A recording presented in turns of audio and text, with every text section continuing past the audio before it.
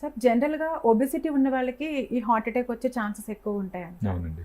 అంటే ఇప్పుడు నార్మల్ పీపుల్‌కి కూడా వచ్చే కేసులు కూడా చూస్తుంటాం. కానీ ఈ ఒబెసిటీ వల్లనే ఎందుకు ఎక్కువగా ఈ కేసులు వస్తుంటాయి? సో ఒబేసిటీ వల్ల ఏంటంటే మెటబాలిక్ సిండ్రోమ్ అంటాం.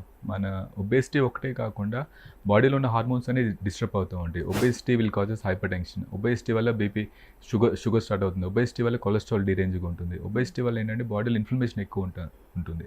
ఇవన్నీ ఏంటంటే గుండెపోటుకి దారితీస్తూ ఉంటాయి. సో ఇలా మెటబాలిక్ సిండ్రోమ్ ఉన్న వాళ్ళు ఏంటంటే బీపీకి, షుగర్కి, కొలెస్ట్రాల్ మందులు వాడుకోకుండా బరువు ఒకటి తగ్గారంటే మిగతావన్నీ తగ్గే ఛాన్స్ ఉంటుంది. ఫైనల్గా హార్ట్ కూడా హెల్తీగా ఉంటుంది.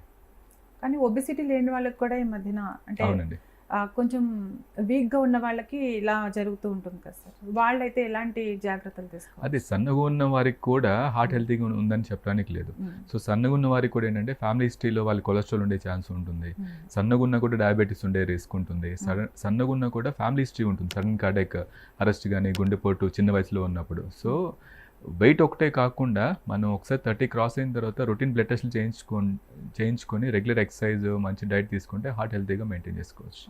సార్ మన బాడీలో కొలెస్ట్రాల్ పెరిగినప్పుడు అది గుండె పైన ఎలాంటి ప్రభావం చూపిస్తుంది? సో మనకున్న గుండెకి రిస్క్ ఫ్యాక్టర్స్ అంటే గుండెపోటు రిస్క్ ఫ్యాక్టర్స్లో ముఖ్య ప్రధానమైనది కొలెస్ట్రాల్ అండి. సో చాలామంది ఏంటంటే ఎవ్రీ ఇయర్ బ్లడ్ టెస్ట్లు చేస్తూ ఉంటారు. అందులో లిపిడ్ ప్రొఫైల్ అనేది చాలా ఇంపార్టెంట్. లిపిడ్ ప్రొఫైల్లో మనకి చాలా నెంబర్స్ వస్తూ ఉంటాయి. టోటల్ కొలెస్ట్రాల్ అని, ఎల్డిఎల్ అని, హెచ్డిఎల్ అని, ట్రైగ్లిజరైడ్స్ అని. సో ఈ నాలుగిట్లో ఏంటంటే మెయిన్ ఎల్డిఎల్ అనేది చెడు కొలెస్ట్రాల్. ఇది మనం 100లో మెయింటైన్ చేసుకోవాలి. అదే షుగర్ ఉన్న వాళ్ళు ఏంటంటే 70లో మెయింటైన్ చేయాలి. షుగర్ ఉండే ఒకసారి స్టంట్ కానీ సర్జరీ కానీ అయింది అనుకోండి, బైపాస్ సర్జరీ, వాళ్ళు 50లో మెయింటైన్ చేసుకోవాలి. సో ఈ గోల్స్ మనం మెయింటైన్ చేసుకుంటే కనుక మళ్ళీ ఇంకొక స్టంట్ పడకుండా లేదా బైపాస్ అయిన తర్వాత గ్రాఫ్స్ అని బాగా పనిచేస్తూ ఉంటాయి. అంటే చెకప్ చేయించుకుంటూ ఉండాలంటారు.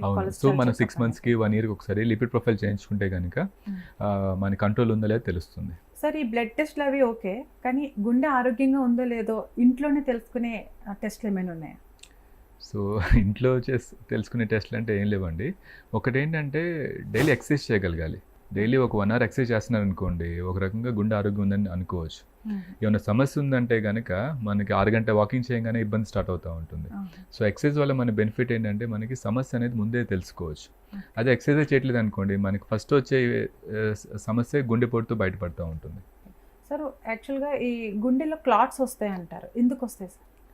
సో గుండెలో క్లాట్స్ కూడా మనకున్న risk factors, BP, sugar, cholesterol ఇవన్నీ ఉన్నప్పుడు, దీంతోపాటు స్మోకింగ్ కానీ, ఆల్కహాల్ హిస్టరీ ఉన్నప్పుడు, మన స్ట్రెస్, నిద్ర లేకపోవడం, వీటన్నిటి వల్ల ఏంటంటే బ్లాక్లు ఏర్పడే ఛాన్స్ ఉంటుంది.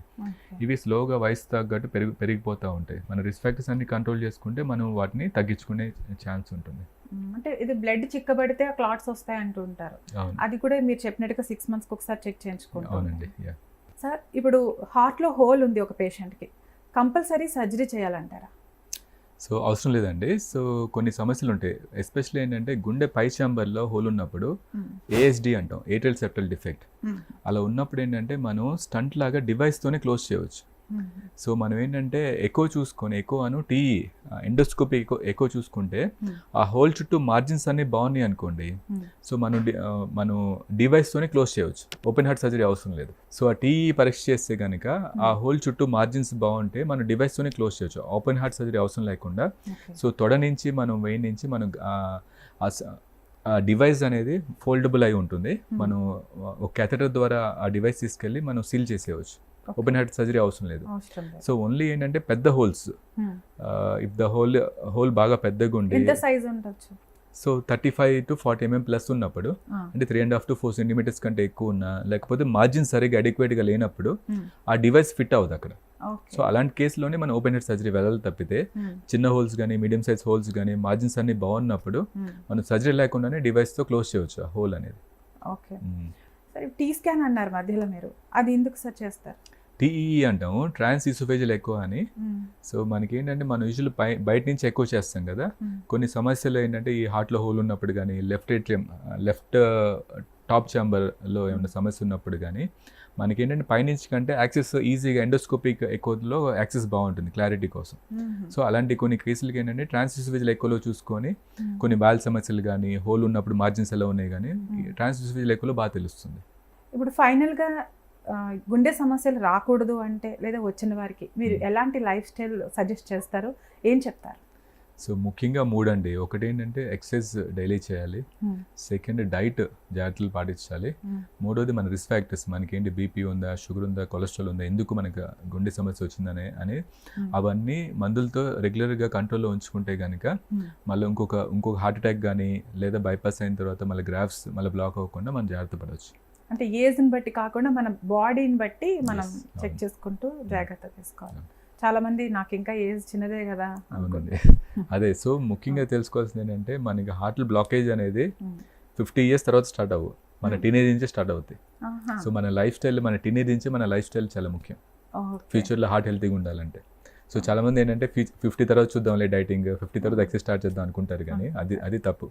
సో మన టీనేజ్ నుంచి మనం స్టార్ట్ చేయాలి మన హెల్తీ హ్యాబిట్స్ అనేది. ఓకే.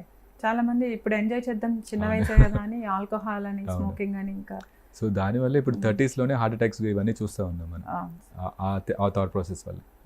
ఓకే.